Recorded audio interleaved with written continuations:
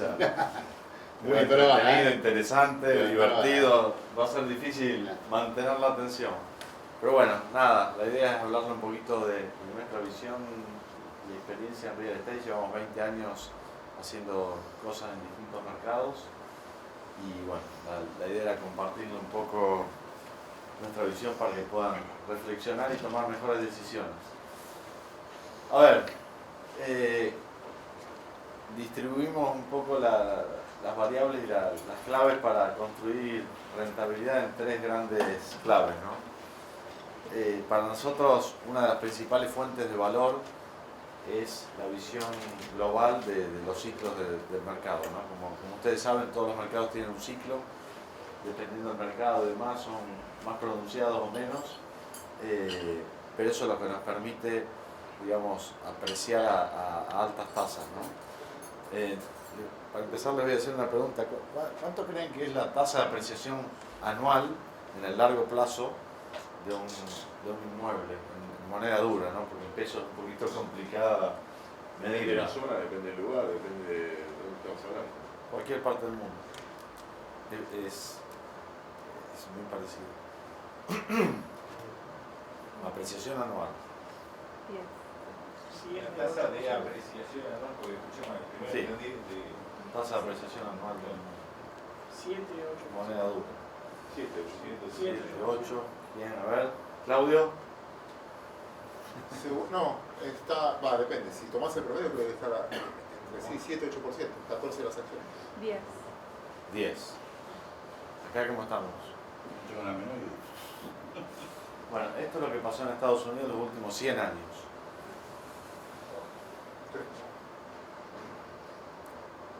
¿Y cuánto creen que fue la inflación durante este periodo? 3%. O sea que la tasa de apreciación real de un inmueble en cualquier parte del mundo, y esto lo hacemos en todos los mercados, tiende a ser cero en el largo plazo. La real, la nominal, depende de la inflación. Por eso se habla de que real estate es conservación de valor. Si tengo el dinero bajo el colchón, pierdo valor. Por lo menos un inmueble me lo conserva, ¿no? Pero no me agrega valor adquirir un inmueble y tenerlo 30, 40 años en cartera. Con lo cual, ¿cuál es la única fuente de valor que tengo en una inversión pasiva, digamos? Compro y lo mantengo, como nos enseñaron nuestros abuelos, nunca vendan un inmueble, cero. La tasa de apreciación es cero. ¿Y qué pasa con la renta? La renta en el mundo ha bajado 70% en los últimos 30 años. Por tema de tasas, por tema de demanda, por tema de refugio, por lo que sea, pero digamos, entonces, en conclusión, la fuente de crear patrimonio o incrementar el patrimonio con activos inmobiliarios con una inversión pasiva es bajísima. Ahora, siguiente pregunta, ¿cuánto creen que aprecia un mercado luego que hay una crisis y rebota? Más o menos. ¿Cuánto? Los siguientes 5 o 7 años que se produce la recuperación, ¿no? 5 años. Anual. Volvemos a la tasa anual de recuperación. Sería la tasa anual de recuperación después de una caída. 5%. 5. No, yo creo que vuelve a cero, vuelve a tender a cero. No, depende de lo que haya Depende de la caída, claro. Si cayó 20, en 5 recuperará 4 puntos al año. Exacto, depende de la caída. Generalmente hablamos por ahí de caídas pronunciadas después de una crisis fuerte, como por ejemplo 2002 acá. 2002-2007, ¿cuánto creen que apreció un inmueble en Argentina? Promedio, ¿no? Obviamente todo esto es promedio, estamos hablando de promedio porque cada barrio y demás. Pero en Argentina la crisis hace bajar las propiedades un 20% en dólares y después vuelve a subir. Sí, quizás la suben por más. Ahí habrá habido una recuperación mucho más grande en ese Exacto. lugar. 2007 debe tener 20%. 2002-2007, 15,8% anual subió la vivienda en la ciudad de Buenos Aires. A 100% en ese periodo. Exactamente. Entonces, ¿cuál es la conclusión? A valor nominal en moneda dura nos lleva 25 años a 30 años duplicar nuestro patrimonio. Si aprovecho una crisis y entro en el momento indicado y salgo 5, 6, 7 años no recuperó, duplicaste el valor. O sea, te ahorraste 18, 20 o 25 años de espera. El negocio lo haces en la compra, no en la venta. Exacto. Esto es lo que pasó en Estados Unidos del 2000 2002 al 2007, que también fue un ciclo muy bueno, 13,6% anual. En ese periodo hubo una inflación de 2,25 aproximadamente, con lo cual ¿Qué fue la burbuja? terminaste a 11,5. No, la burbuja, Sí, de sí, ahí fue la burbuja. Claro. Y después cayó, por ejemplo, Brickell 2010-2015 subió un 13,9.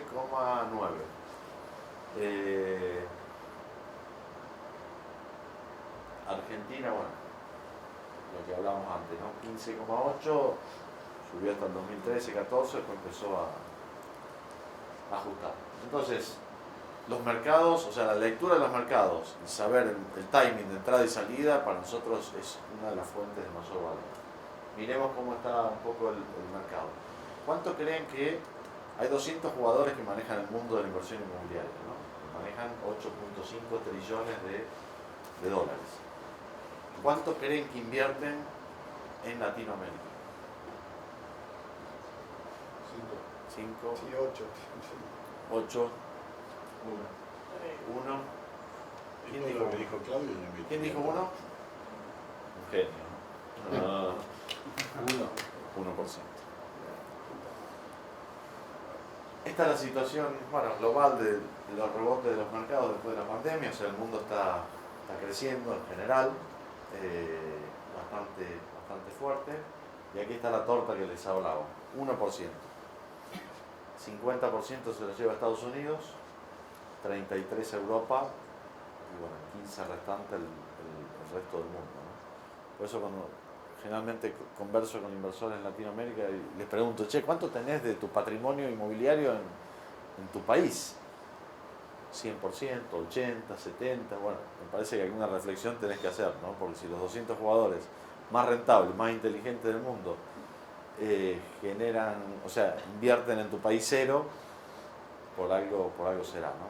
En Argentina 0, y ese 1% está distribuido Chile, Colombia muy poquito, y Chile, y la mayoría se lo lleva México y Brasil. Seguimos. La recuperación de los mercados post pandemia, la global, América, Europa y Asia-Pacífico. Como ven, la curva Asia-Pacífico, como decía, fue muy distinta al resto del mundo, o sea, no fluctuó demasiado. Estados Unidos fue, digamos, el motor de la recuperación y Europa está empezando a recuperar. ¿Desde dónde van los flujos hoy y hacia dónde van de inversión global, de los 200 fondos más grandes del mundo? Como verán, los fondos no son tontos. Estados Unidos está completamente inflado, que ahora lo veremos, y se están yendo de Estados Unidos principalmente a las principales ciudades de Europa. Lo que hablábamos antes, cómo varió la renta, el rendimiento por alquiler bruto de un inmueble a nivel global. Está en promedio en 4,5 bruto, que generalmente un 30% para llevarlo a neto. Promedio estaremos en 2,75, 2,80 bruto de los 7, 8, 10 que en algún momento rendía un inmueble. Esto es cómo fue fluctuando. En los últimos 20 años se le pedía a un inmueble un rendimiento de un 50% mayor a un bono. Hoy, por ejemplo, en España un bono rinde 0,30, 0,40 y real estate está cerca del 4, 4,5, es 10 veces más. Con lo cual hay una sustitución de renta fija hacia el inmobiliario tremendo hoy, ¿no? O sea, la brecha se amplió muchísimo, inclusive ante un bono americano también, 3 o 4 veces más. No me está moviendo, a ver, ¿pasó algo? Sí, el de abajo, el mismo de siempre. A ver.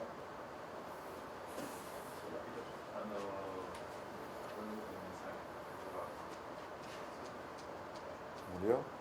Sí, número Sí, cambiamos. No, mover, No, hacerle clic. tocar la pantalla de la presentación y ahí vuelve. ¿No? En realidad queríamos ver este gráfico de nuevo. Muy bueno. Gracias.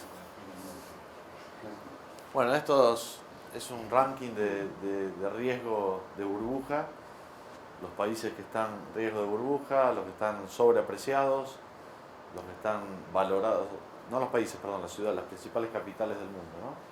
Los que están en su valor justo, digamos, o atractivo, los que están bajo el valor que deberían estar, ¿no? Como vemos, bueno, Dubái está muy caído y Europa, España, Italia, bueno, aquí no está Grecia, pero España, Italia y Grecia son hoy los 3 mercados más caídos del mundo desarrollado, ¿no? Vamos a repasar rápido Estados Unidos. El Case-Shiller, que es el índice en el 2008,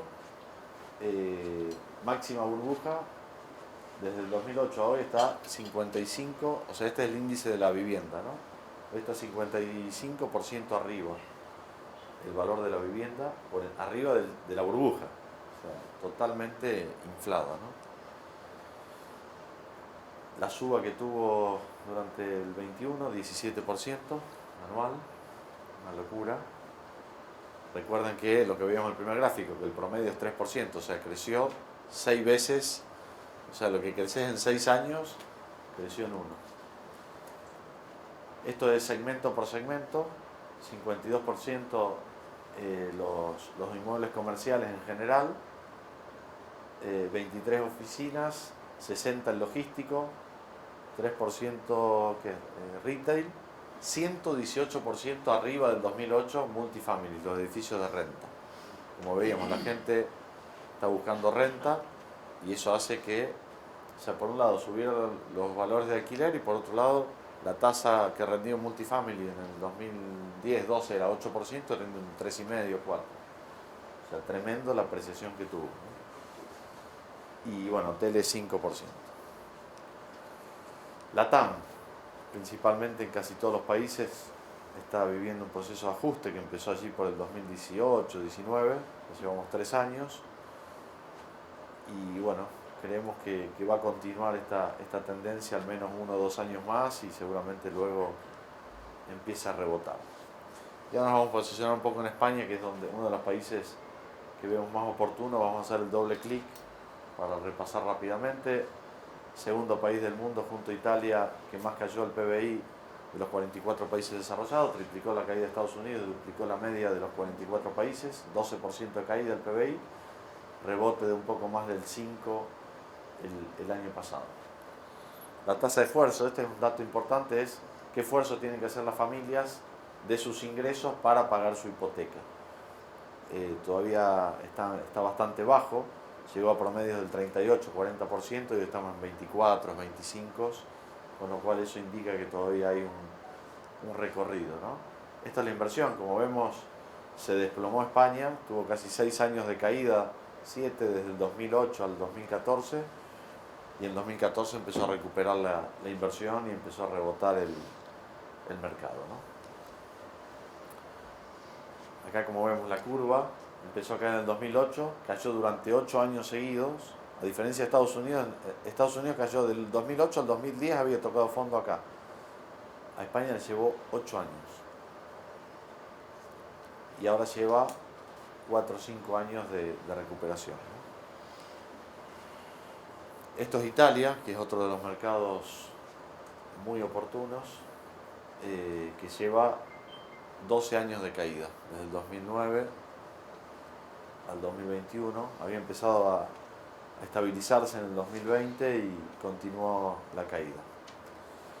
Tasas de interés, bueno, son las más bajas de la historia hoy en España, en torno al 2% un préstamo hipotecario.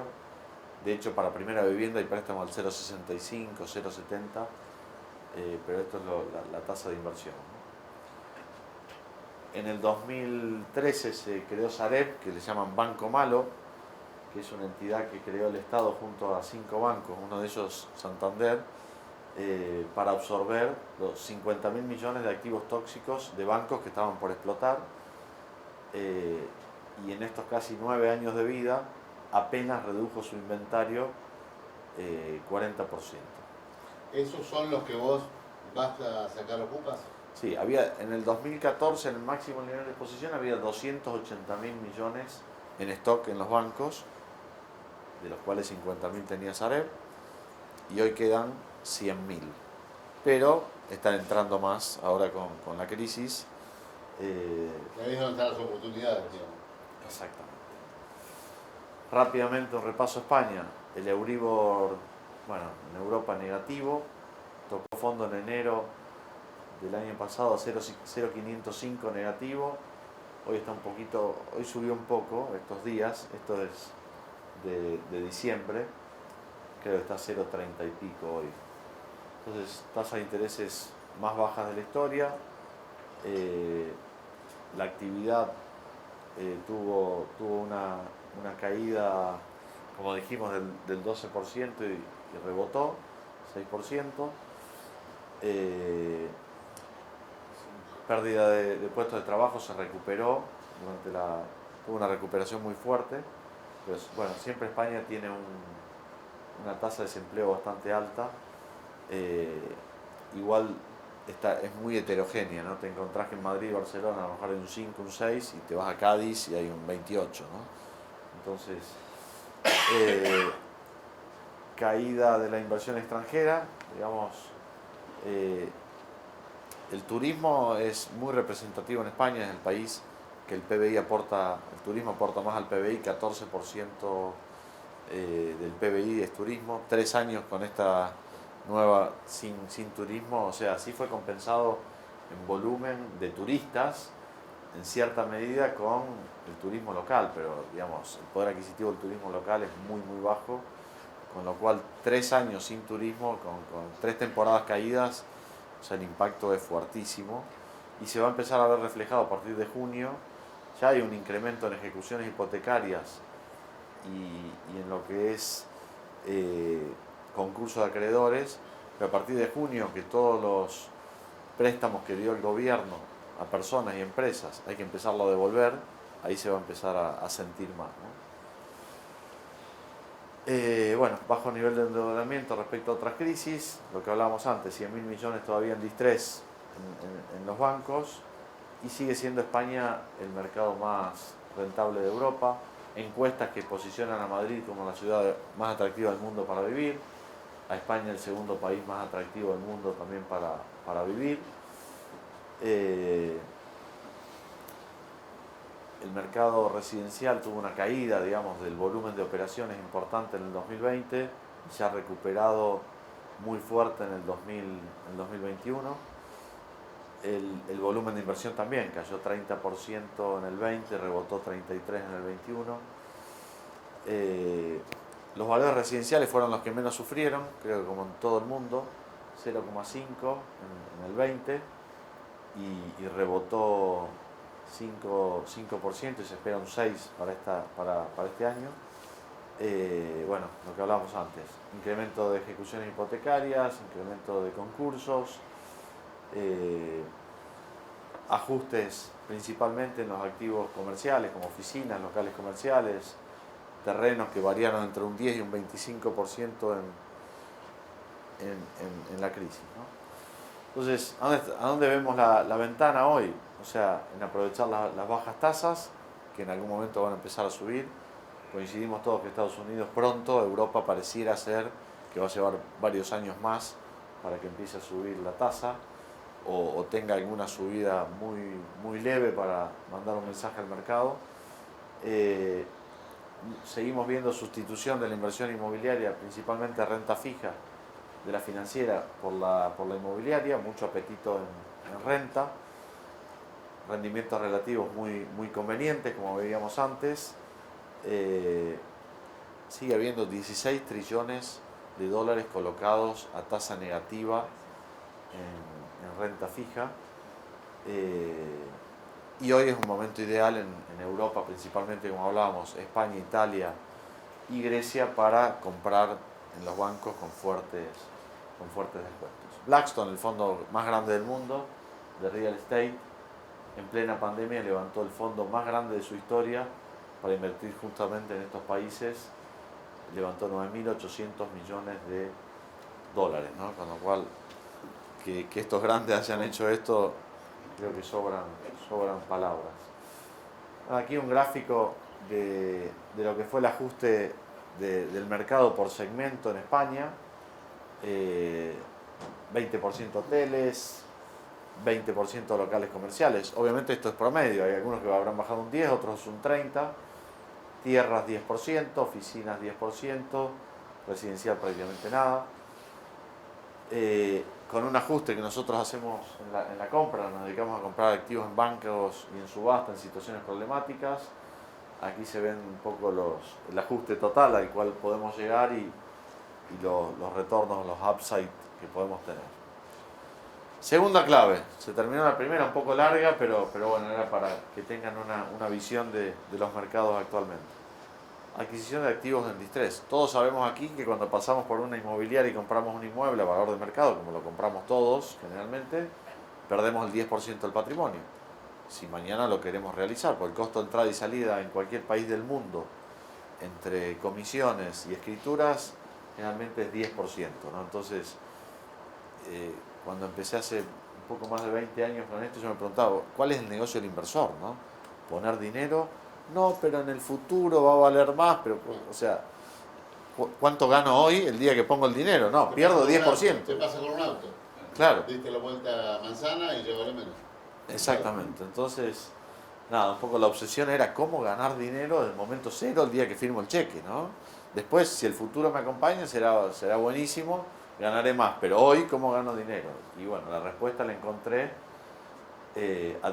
digamos, mirando un poco qué hacían los grandes fondos globales, ¿no? Aprovechando la crisis, entrando en mercados cuando estaban destruidos. Generalmente un mercado desarrollado está financiado 70-80%, con lo cual, cuando hay una crisis, el inventario pasa a las entidades financieras, a los bancos, y ahí está el negocio.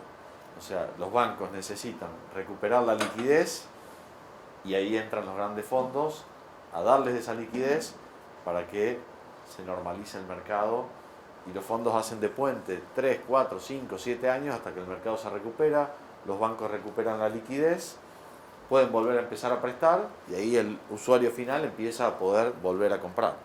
O sea, generalmente una crisis implica que te quedaste sin mercado, porque el comprador, que depende 100% del préstamo, si no hay préstamo no hay comprador. Entonces, quien pasa a cumplir ese rol de darle la liquidez al banco para que vuelva a poder prestar, son justamente los grandes fondos de inversión, ¿no? Y ahí es donde está el beneficio y la oportunidad de comprar 20, 30, 40, 50, dependiendo de la gestión que quieras hacerle, ya sea legal o técnica, al activo, de descuento, ¿no? Y es la fórmula para empezar ganando el día que firmas el cheque. De hecho, Vos haces literal, ¿no? Vos has exacto, sí, de hecho nosotros empezamos haciendo algunos desarrollos y ¿saben? De los 200 fondos más grandes del mundo, ¿saben cuántos de ellos desarrollan? Ninguno. Cero.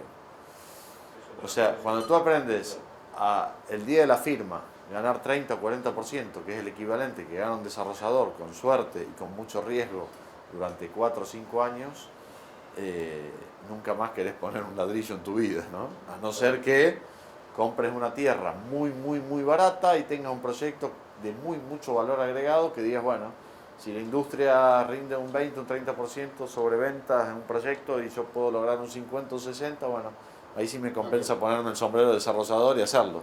Pero si no, nadie desarrolla, ¿no? O sea, hay dos grandes mundos y yo lo aprendí hace no muchos años, ¿no? El mundo inmobiliario está dividido en dos grandes mundos. Uno es el transaccional, que conviven brokers y desarrolladores que operativamente acercan inmuebles a la gente que necesita vivir o alquilar un inmueble, y otro es el mundo de la inversión inmobiliaria, que no tiene nada que ver con ese mundo transaccional, ¿no? Que está compuesto por 200 señores, grandes fondos, bancos y administradores de fondos, que es un poco lo que llevamos adelante nosotros. Y ese es el mundo de la inversión inmobiliaria, que es global y que justamente la primera premisa es a qué mercado en crisis voy para poder hacer esto. Tú puedes tener todos los contactos del mundo, toda la habilidad del mundo, pero si un mercado no tiene oportunidades, no tiene distrés, como decimos, es imposible, es como una piscina querer nadar. Si no hay agua, no podés nadar. Entonces, la forma de nadar es estar en el mercado totalmente en crisis, ¿no? Así que bueno, nada, bancos, subastas. Y la tercera fuente de creación de valor justamente es la gestión, ¿no? Nosotros vemos un inmueble como un avión que sale, que si cada día ese inmueble no está produciendo, es dinero que estás tirando a la basura. O sea, cada día que tienes un inmueble vacío, ya sea que estés, digamos, pensando en venderlo o en alquilarlo, es dinero que tiras a la basura porque el capital ya está ahí y si no produce, entonces esta es la tercera fuente de creación de valor y es clave ser muy eficiente en la gestión y se agrega mucho valor en la gestión. O sea, nosotros podemos comprar este hotel y alquilárselo a Loy Suite si es un buen operador y este hotel alquilado hoy tiene un valor. Ahora este hotel vacío ya tiene un valor menor. Claro. Este hotel vacío y destruido tiene un valor menor. Este hotel vacío, no, destruido, pero sin posesión. ¿Por qué sin posesión? O porque está Loy Suite en quiebra y no nos paga, o sea, un inquilino moroso, o porque entraron 50 señores de una villa, o que su negocio es ocupar viviendas para que luego lo saquen con dinero. O sea, uno ocupa ilegal y tiene otro valor, ¿no? Entonces, cuanto más dispuestos estamos a gestionar, más valor agregamos, ¿no? Nosotros tenemos una visión del riesgo distinta. Generalmente en el sector inmobiliario, inclusive los bancos, a un activo inmobiliario, el riesgo inmobiliario lo ven por la ubicación o por la calidad, digamos, arquitectónica o los amenities o por la antigüedad de un inmueble, ¿no? Nosotros lo vemos por el ciclo del mercado en el cual estás. Es decir, cualquier tasador inmobiliario llega, no sé, a Brickell en 2017, 18, y dice, no, esto es un inmueble muy seguro, AAA y demás, pero el mercado se estaba desplomando. Para nosotros, en ese momento, entrar en ese mercado era sumamente riesgoso, ¿no? Y comprar un activo en Detroit, como comprábamos a $5.000, $10.000 en el 2015, que todos decían, pero estás loco, hay cenizas en el mercado, o sea, nunca se va a recuperar, una ciudad fantasma, no hay luz, agua, teléfono, casas incendiadas. A nosotros nos parecía de muy bajo riesgo porque el valor de ese activo históricamente tenía un valor de $150.000. Entonces, bueno, tenemos una visión muy distinta del riesgo. También separamos porque muchas veces se mezcla el riesgo de mercado y el riesgo de gestión. Como hablábamos antes, si este hotel estuviese devastado y ocupado por gitanos ilegalmente, un inversor podría decir, no entro porque es mucho riesgo. Pero si tengo la capacidad de gestionar, o sea, el inmueble está en el mismo mercado en Argentina, en la misma ubicación. O sea, el riesgo de mercado es el mismo. Ahora, tengo un riesgo de gestión, que si no lo sé gestionar, es un riesgo, pero si lo sé gestionar y el valor de ese inmueble lo termino pagando habiendo sacado a esos señores y habiéndolo puesto en valor y trayendo un operador, lo termino pagando 40 o 50% debajo de que si lo pago ya en gestión, bueno, el riesgo para nosotros es menor, ¿no? Pero diferenciar un poco los riesgos. Entonces, como ustedes saben, en una inversión inmobiliaria intervienen 10 jugadores y la clave es tener un equipo para gestionarlo y eso es un poco lo que hacemos, ¿no? Un equipo neutro con una visión cuidando los intereses del inversor. Cada uno de estos señores, cuando tú llegas como extranjero a un país, hay especialistas que se hacen un picnic con extranjeros porque dicen, desde esa pared que vale 100 euros pintarla, a un extranjero se la cobro 1.000, desde esta sociedad que cuesta $500 constituirla, a un extranjero se la cobro 5.000, y así en cada uno de los servicios que se prestan en una inversión inmobiliaria. Por lo tanto, generalmente, ¿qué pasa? Un inversor ve una oportunidad, ve un mercado destruido y dice, wow, me voy para allá a captar todo este valor que tengo. Y el timing es perfecto, pero llega, se encuentra en manos de estos señores, sin conocer mucho el mercado, estos señores lo saben, por lo tanto, todo el dinero que debería ganar en los 5 o 7 años de recuperación y duplicar su patrimonio, se lo terminan distribuyendo estos señores. Por eso es muy importante conocer el mercado y ir con los actores indicados, ¿no? Estas son un poco las estrategias de inversión en real estate. Core y Core Plus son edificios muy core, o sea, muy premium, que generalmente lo compran grandes fondos o familias que quieren tener así el patrimonio conservando valor. O sea, aquí hay muy poca rentabilidad, de 0 a 4 o 5%. Luego la estrategia Value Add, que es valor añadido, que ahí entran desarrollos, comprar un edificio para reformar y demás. Ahí ya hay un poco más de valor y hay más jugadores, digamos. Y este es el mundo en el cual nos movemos nosotros, los grandes fondos, que es lo que es el mundo distress, ¿no? O sea, lo que es comprar debajo del valor del mercado en situaciones problemáticas, activos, y el mundo oportunista, que es desplazarse de un mercado a otro aprovechando las crisis. Claro, es un tamaño mucho más chico, porque bueno, son pocos los fondos, pero obviamente aquí estás en retornos de 10-12% y aquí estás de 15% generalmente en adelante anual, ¿no? Nosotros intentamos combinar las tres estrategias que más valor agregan, es decir, la lectura del mercado para entrar en el momento indicado y salir en el momento indicado, la compra de distress, y generalmente compramos activos que requieran agregar valor, es decir, reformarlo, sacar una ocupa o lo que sea, para comprarlo con mayor descuento y agregar mucho valor durante la gestión. Fórmula de la Coca-Cola: inversión tradicional, la que nos enseñaron nuestros abuelos toda la vida, y la inversión que hacen los grandes fondos, ¿no? y la que intentamos llevar adelante nosotros. O sea, la tradicional es: invierto en el mismo mercado, en el mismo tipo de activo. Acá es la mirada global, neutra. En cada momento, en cada mercado, tengo que analizar tres variables. O sea, con qué valor, con qué descuento lo puedo comprar, si es que lo puedo comprar con un descuento respecto a lo que hoy vale, qué tasa de apreciación veo en este inmueble y qué rendimiento por renta me va a dar. Y de esas tres variables, elegir en cada momento. En la inversión inmobiliaria está asociada a comprar un inmueble, ¿no? No, yo hice una inversión inmobiliaria. Ahora, en la financiera, como cualquier asesor o inversor, ¿qué hace? Permanentemente mira si mantengo la posición, si desinvierto en parte de la cartera y si desinvierto, ¿dónde la voy a invertir? Pero pareciera ser que en el mundo inmobiliario, como estamos acostumbrados a que sea una conservación de valor, lo compro y me lo dejo ahí 40 años. Y está muy bien, pero vas a ganar 2% anual, 3% con suerte. O sea, en 30 años podés duplicar tu patrimonio. Mientras que con una gestión activa, puedes multiplicarlo por 10, 15 o 20, dependiendo de cuán activa sea, ¿no? Con lo cual creo que merece la pena activarse. Location.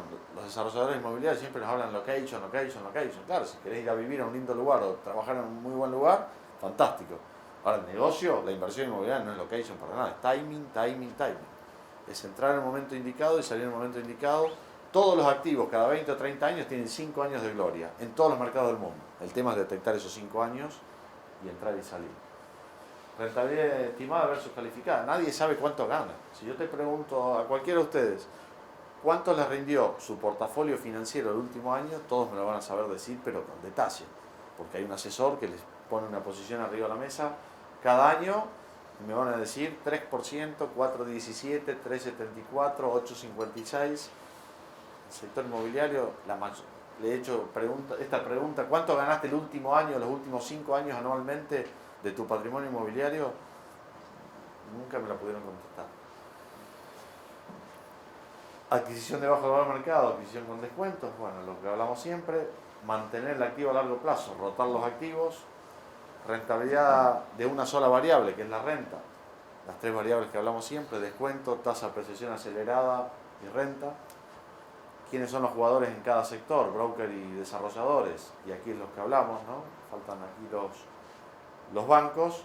¿Qué puedo obtener en una gestión y en otra? Nada, 2, 4, 10, 20.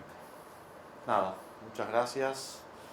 Y nada, abierto a cualquier tipo de... ¿Oportunidades dónde? A cualquier tipo de preguntas. ¿Madrid o Barcelona?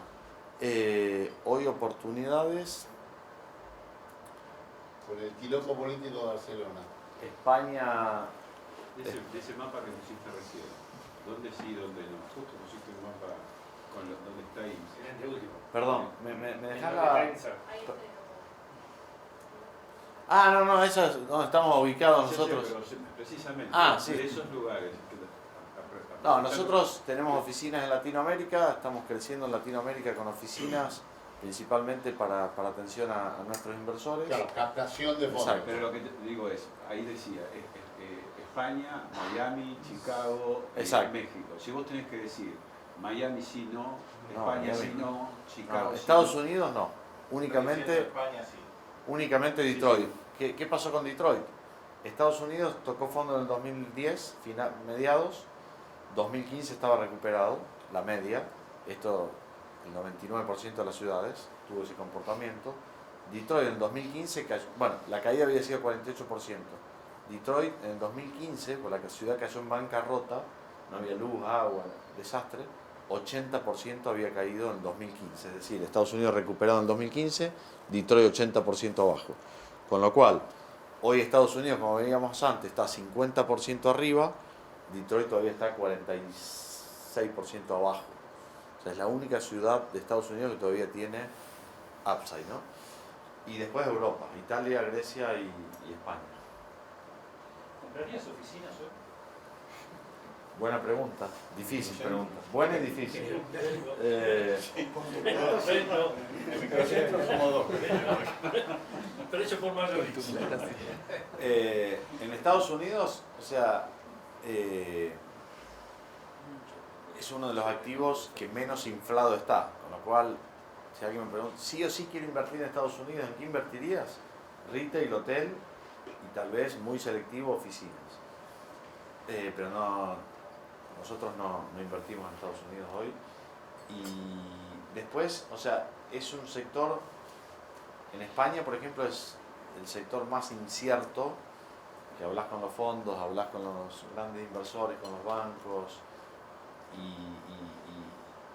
en todos los segmentos tenemos una visión más o menos compartida. En oficinas hay visiones muy encontradas, pero bueno, después hay que ir, digamos, a la oportunidad, cuán oportuno es, ¿no?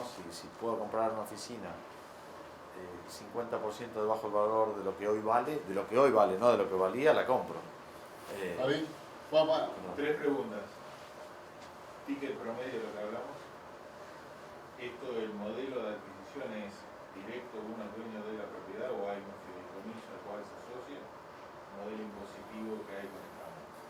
Muy buena pregunta. Nosotros lo que hicimos fue, o sea, la gestión profesional que está en manos de 200 fondos, tenés dos formas de acceder. Una es entrando en un fondo de ellos, o sea, público, y otra es teniendo de 100 a 500 millones, dependiendo del fondo, para que te arme una estructura de inversión directa, es decir, para que sea una inversión inmobiliaria, lo otro ya pasa a ser una inversión financiera. Con lo cual, ¿quiénes pueden acceder? Generalmente familias billonarias e inversores institucionales a ser cliente de ellos, ¿no? Bueno, o sea, es muy difícil que una familia acceda a eso. Nosotros durante 10 años aprendimos a invertir y luego creamos un modelo para darle justamente acceso a familias de Latinoamérica a que puedan diversificar e invertir en países desarrollados con este modelo de negocios y con un ticket infinitamente menor, digamos, al que exige un fondo, ¿no? Con lo cual, en lo que hacemos, tenemos mucho trabajo, no porque seamos buenos, sino porque somos los únicos que lo hacemos de la manera que lo hacemos. ¿Cómo lo hacemos? Identificamos el perfil de cada familia y luego juntos diseñamos una estrategia de inversión teórica, que es el portafolio que diseñás con tu asesor financiero, pero lo hacemos con tu portafolio inmobiliario. Y luego lo salimos a ejecutar. ¿Qué implica? Adquirir los activos, gestionarlos y venderlos. Esos periodos, generalmente los acuerdos son a 4 años, pero dependiendo del perfil del inversor, durante esos 4 años podemos rotar los activos, es decir, comprar y vender todo el tiempo, o podemos comprar y sostenerlos y liquidarlos en el año 3, 4, 5, que es lo que convengamos.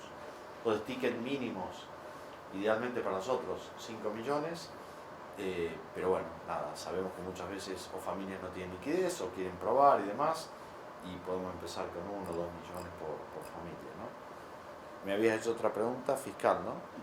La propiedad entonces es de la familia. 100% de la familia, controla la familia, nosotros no tocamos ni dinero ni activos, solamente un contrato de prestación de servicio. Parece Olmedo. Es una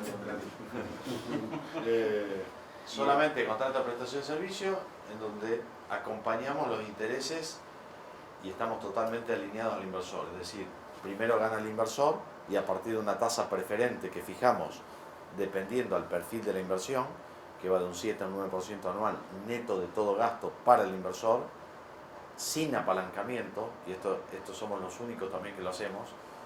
Los REITs americanos los últimos 20 años dieron un 8,5% de promedio neto para sus inversores, apalancados al 75-80%. Con lo cual, le sacás el apalancamiento y estás hablando de un 5,5 y un 6. Nosotros llevamos 15 años un 12,75 sin apalancamiento. Si lo apalancás al 80, pasas a 30% anual. Entonces, nosotros cobramos sobre la inversión como si fuese sin apalancamiento. Es decir, a partir del 8 ganamos 12% anual, compartimos los 4 de excedentes. Ahora, si vos la apalancaste y en vez de ganar el 12, esa inversión apalancada te da un 30, yo sigo cobrando los 2 puntos. No cobro los 15 adicionales que te suministró el apalancamiento. Por riesgo lo está asumiendo el inversor, por lo tanto nos parece justo, digamos, beneficiarnos de ese riesgo, ¿no? Y la última era impositivamente como España.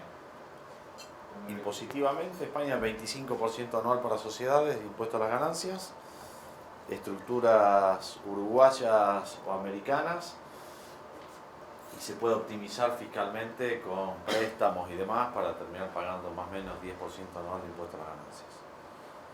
Dani.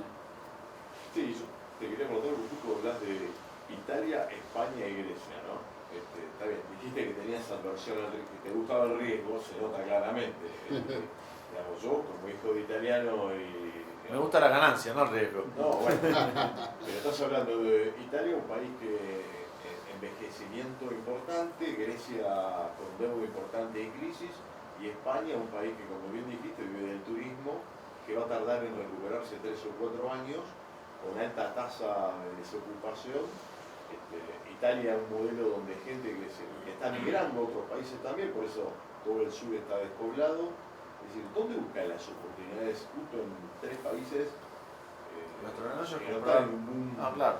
Nuestro negocio es comprar distress, o sea, oportunidades muy por debajo del valor del mercado, en mercados que vemos el rebote, ¿no?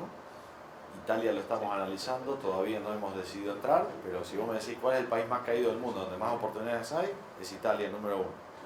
Número 2, Grecia, que después de muchos años, cambio de gobierno y demás, ya está en una senda de recuperación, todos los grandes fondos. Al final, lo que hace que un mercado recupere es la llegada de los grandes fondos. Después llega la confianza del mercado local. Generalmente pasa siempre en todos los mercados. Lo que pasa es que ahí, digamos, Blackstone, y te lo digo porque lo he atendido, digamos, Blackstone de los 1.800 millones que levantó debe ser el 0,1% o el 0,10% de su cartera. Blackstone en el 2015 gestionaba 150.000 millones. En el 2002 en España, no sé si tenía 1.000 millones. ¿Y sabes cuánto invirtió entre el 15 y hoy en España? Creo que como 50, 60.000 millones de dólares. 30.000, 37.000 millones Sí. de 150.000 en un país que representa el 1,4% de la inversión global. Puso el 30%. ¿Te crees que son tontos? Compró el fondo hotelero más grande de España en el 2000, un año antes de la pandemia, 86 hoteles, 3.500 millones de euros, y hoy puedes comprar hoteles 40 o 50% debajo de lo que pagó Blackstone. ¿Te puedes equivocar? Muy difícil. Entonces, para nosotros España ya empezó a rebotar. Ahí hay un hecho ya. O sea, esta es la primera crisis que nosotros vivimos distinta a todas las otras. Como hablábamos antes, ¿cuál era la lógica de la crisis? Se cae todo, pasa a todos los bancos no pueden prestar, están llenos de inmuebles, el mercado muere. Lo que pasó en Argentina, o sea, no hay actividad, cero. ¿Qué pasó en esta crisis? En los bancos sigue habiendo inventario, sigue entrando inventario, pero los bancos estaban muy bien parados, con lo cual al usuario final siguieron prestándole. Hoy hay una guerra de competencia de préstamos hipotecarios, a ver quién presta más y quién coloca más. Con lo cual, el mercado está intacto, es decir, cayó 30% el volumen y subió el 41%. O sea, estás 41% arriba del 2019. O sea, el mercado está más demandado que nunca, pero acá, en el mercado institucional de bancos, deuda y problemas, hay mejores negocios que nunca. ¿Y por qué es el mejor momento del mundo? Está en el mejor de los mundos, porque compras barato acá y vendés mañana caro. Antes comprabas muy barato, pero no tenías liquidez. Entonces, ¿cuál era? O la bancabas 3 o 4 años hasta que volviese la liquidez, o se la vendías a un inversor extranjero afuera que busca renta. Hoy no necesitas un inversor extranjero. O sea, para mí es el mejor momento de la historia, digamos. ¿Alguna pregunta más? ¿El mercado de Portugal no lo miran ustedes? Portugal es como Uruguay, está súper inflado por temas impositivos. Ningún fondo importante y grande va a Portugal porque sabe que es muy difícil salir y está súper inflado. Es más para la persona física que se quiera retirar y Claro. usar el beneficio tributario. Exactamente. Es igual que Uruguay, un mercado muy pequeñito que ha tenido muchísima inversión justamente por esto, pero los valores están súper inflados. Ahora salir muy difícil y entrar hoy ya es muy tarde, ¿no? Vamos a aprovechar el tema positivo nada más. Exacto. ¿Alguna más? Una preguntita más.